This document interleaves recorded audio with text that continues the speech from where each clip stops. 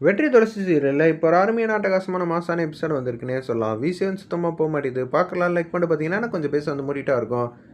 நம்ம அஞ்சலிக்கு வந்து ஃபோன் அடித்தோன்னே இது மாதிரி விசேஷத்துக்கு வந்துடுறேங்கிற மாதிரி சொல்லிடுறாங்க. சரிங்கிற மாதிரி சொல்லிட்டு இருக்காங்க. பொண்ணுக்கும் மாப்பிள்ளைக்கும் விருந்து ஏற்பாட்டெலாம் வந்து கொடுக்கணும். அதுக்கேற்ற மாதிரி வீடியோ வந்து தடபடலாம் வந்து ஆக்கணும். மாப்பிள்ளையை வந்து 3 நாளைக்கு வந்து மறு வீட்டுக்கு நம்ம இங்கே கூப்பிட்ருக்கோம்.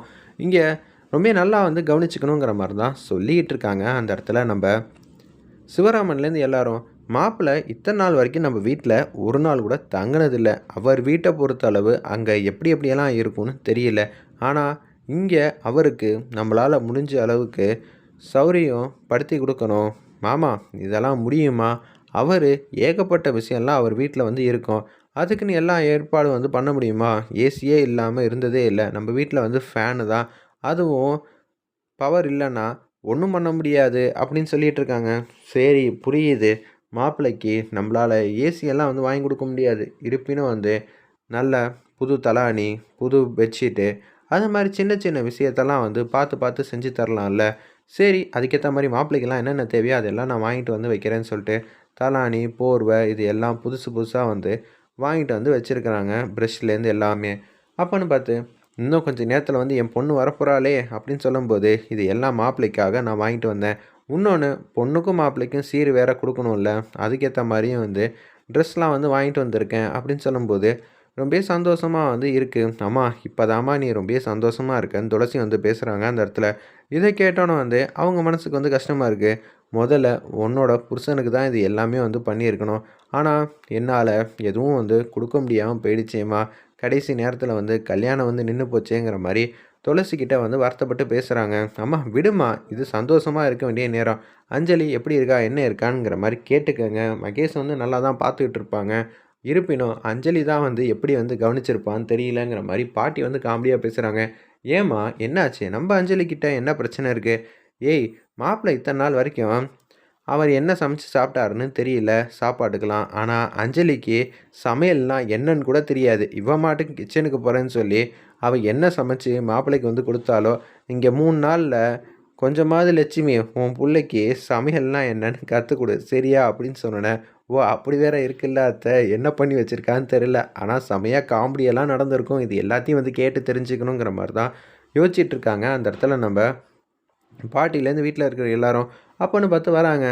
மாப்பிள்ள அஞ்சலி நல்லா சமைச்சு கொடுத்தாளா அப்படின்னு சொல்லி கேட்கும்போது சமையலா ஆ ஓரளவு நல்லாவே சமைச்சு கொடுத்தா, எல்லாம் அம்மாவோட ட்ரைனிங்கு அப்படின்னு சொல்லும்போது ஓ ஃபோன்லேயே வந்து சமையல்லாம் வந்து கற்றுக் கொடுத்துட்டு இருந்தீங்களா அப்படின்னு சொல்லி பேசும்போது தான் இத்தனை நாள் வரைக்கும் இதை தான் பேசி கேட்டுக்கிட்டு இருந்திருக்கா போல இருக்குன்னு நமக்காக தான் பேசிகிட்டு இருக்கா. ஆனால் நம்மளை பற்றி இருக்கிற விஷயத்தெல்லாம் வந்து சொல்லுவாளா? வீட்டுக்குள்ளேயே வந்து இருக்கேன், வெளியில் வந்து போனதே இல்லை, நான் வந்து இப்படியெல்லாம் கஷ்டப்பட்டுருக்கேங்கிற மாதிரி இவங்க எல்லாத்தையும் வந்து சொன்னால் அப்புறம் இத்தனை நாளாக நான் இவங்க கிட்ட வந்து ஒரு இமேஜை வந்து செட் பண்ணி வச்சுருக்கேனே, இப்போ என்ன பண்ணுறது? ஏங்க நான் அம்மா கிட்ட கொஞ்சம் பேசிட்டு வந்துட்டா அப்படின்னு சொல்லும்போது என்ன ஆக்சுவலி உன் வீட்டுக்கு நம்ம எல்லோரும் வந்திருக்கோம். அப்படி இருக்கும்போது நீ தான் என்னையே பார்த்துக்கணும். என்கிட்ட எதுக்கு இதெல்லாம் கேட்குற அப்படின்னு சொல்லி அண்டர்பிலிட்டி அடித்து பேசுகிறாங்க அந்த இடத்துல. என்னது இவங்க எல்லாருக்கிட்டையும் வந்து இப்படி பேசுகிறாங்க, நம்ம தனியாக இருக்கும்போது மட்டும் இவர் வேறு மாதிரி நடந்துக்கிறாரே அப்படின்னு சொல்லி யோசிச்சுட்டு இருக்காங்க. என்ன பண்ணுறது, உன் குடும்பத்துக்கிட்ட நான் இப்படி தான் வேஷம் போட்டு வச்சுருக்கேன், அதையெல்லாம் கண்டினியூ பண்ணணும். அதுவும் கொஞ்சம் காலத்துக்கு மட்டும்தான். அதுக்கப்புறம் என்னை பார்த்தாலே வந்து ஓட ஆரம்பிச்சிருவாங்க உங்கள் குடும்பங்கிற மாதிரி தான் மகேஷ் வந்து யோசிச்சுட்டு இருக்காங்க. சரி சரி வா வா அப்படின்னு சொல்லிட்டு கிச்சனுக்கு வந்து போகிறாங்க. என்னடி மாப்பிள்ளை உன்னை நல்லா பார்த்துக்கிட்டாரா அப்படின்னு சொல்லி கேட்குறாங்க அந்த இடத்துல. அவருக்கு என்னம்மா, அவர் ராஜா போல தான் இருக்கார்.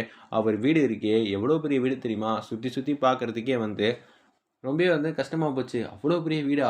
ஆமாம்மா, நீங்கள் எல்லோரும் வந்து எங்கள் வீட்டுக்கு வந்து வரணுங்கிற மாதிரி சொல்கிறாங்க. அத்தை பேச்சை வந்து கவனிச்சிங்களான்னு கவிதா வந்து கேட்குறாங்க. எல்லாரும் அவள் வீட்டுக்கு வந்து வரணுமா? இவ்வளோ சந்தோஷமாக வந்து இருக்கா?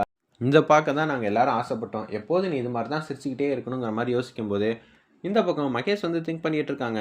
என்னென்ன சொல்லுவா அவங்க அம்மா கிட்ட, எனக்கு ஒன்றும் புரியலையே அப்படின்னு சொல்லி பாட்டமாக வந்து இருக்காங்க. நம்மளை பற்றி இருக்கிற விஷயத்தெல்லாம் வந்து சொல்லிட்டா அப்புறம் கஷ்டமாயிடும்ல. மாப்பிள்ளை எங்கள் வீட்லேயே வந்து இருந்தீங்களா இல்லை பிஸ்னஸ்க்கெலாம் போயிட்டு இருந்தீங்களா? காலையில் டான்னு 5 மணிக்கு எந்திரிப்பேன், 2 மணி நேரம் ஒர்க் அவுட் பண்ணுவேன். அதுக்கப்புறமேட்டு என்னோடய ரொட்டீன் ஒர்க்கு எப்போதுமே வந்து செஞ்சால் தான் அன்றைக்கி நாள் எனக்கு திருப்தியாக வந்து முடியுங்கிற மாதிரி பேசிகிட்டு இருக்காங்க.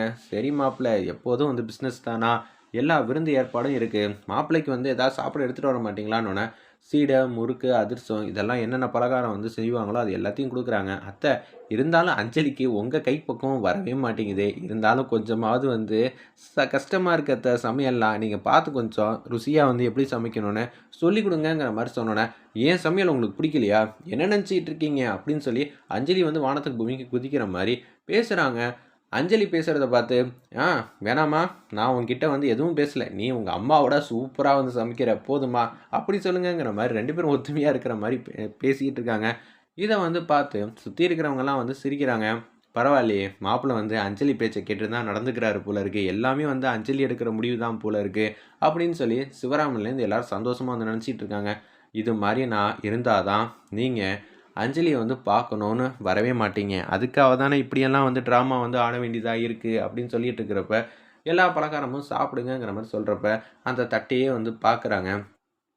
"அத்த தட்டெல்லாம் வந்து புதுசா தானே வாங்கி குடுத்துருக்கீங்க" அப்படின்னு சொல்லிட்டு இருக்காங்க. கவிதாலேருந்து எதார்த்தமா. "ஆமா" அப்படின்னு சொன்னோனே, அப்புறமேட்டு தான் வந்து அந்த பலகாரத்தெல்லாம் எடுத்து சாப்பிடுற மாரி காட்டுறாங்க. வெயிட் பண்ணி பார்ப்போம்.